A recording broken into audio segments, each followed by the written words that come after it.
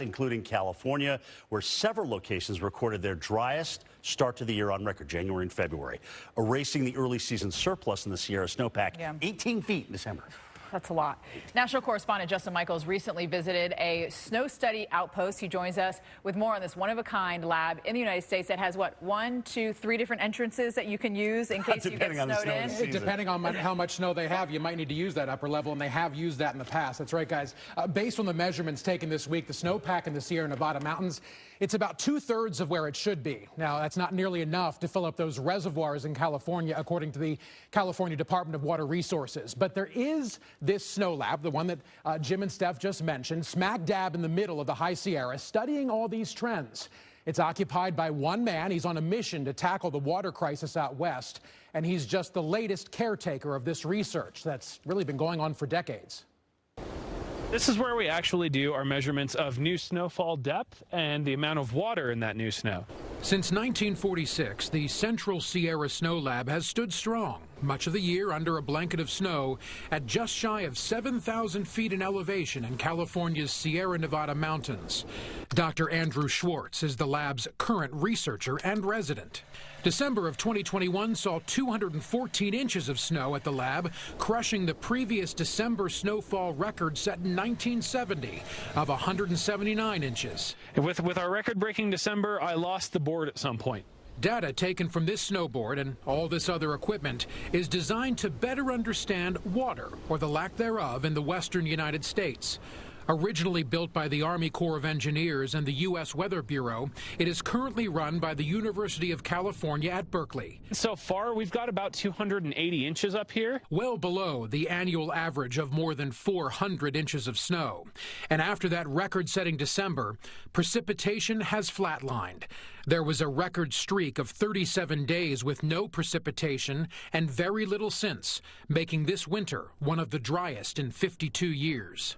Having the longest streak going all the way back to 1970 without precipitation is very concerning, because this is the time when we do get all of our water.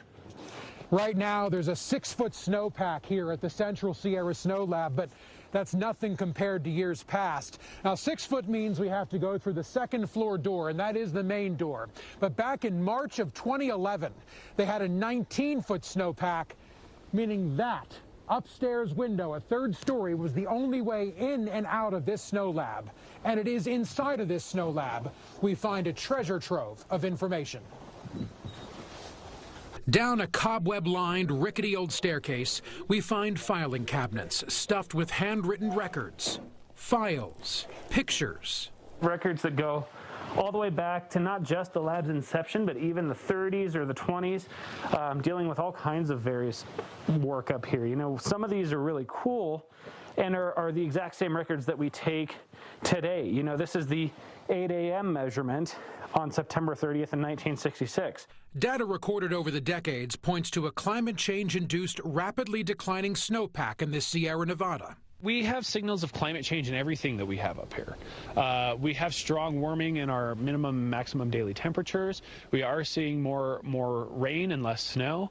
But with that being said, we do have variability in the climate from year to year. At the end of the day, this is our drinking water. This is our agricultural water. You know, if you turn on the faucet, this is where a lot of that water comes from. And so that's why it's so important that we continue this research and really understand what's going on with it. A really neat facility. Now, Dr. Schwartz, he's in the process of organizing and eventually digitizing all of that data so scientists globally can use it to help better understand the climate issues internationally. After all, remember, the environment doesn't stop with borders. It doesn't abide by those rules. So the weather is impacting everywhere, not just the western U.S. Things that happen there, global impacts. So even with average snow for the rest of the year, right, we're still going to be down to start the season. Dr. Schwartz seems to think so, and he was also saying, guys, and you can attest to this, even if it starts raining is just going to trickle off. We need snow, so it melts very, very slowly. Yeah. In like 10 seconds, he's definite on climate change is one of the factors. Yeah, without a doubt. He kept talking about it. Yep. Without a doubt. All right. Justin, great story. Thanks for sharing that with us, guys. Stick around. Much more to come here. Another storm coming out of the southwest. We'll get a little snow for the Sierra, but is it enough? We'll talk about that in just a moment.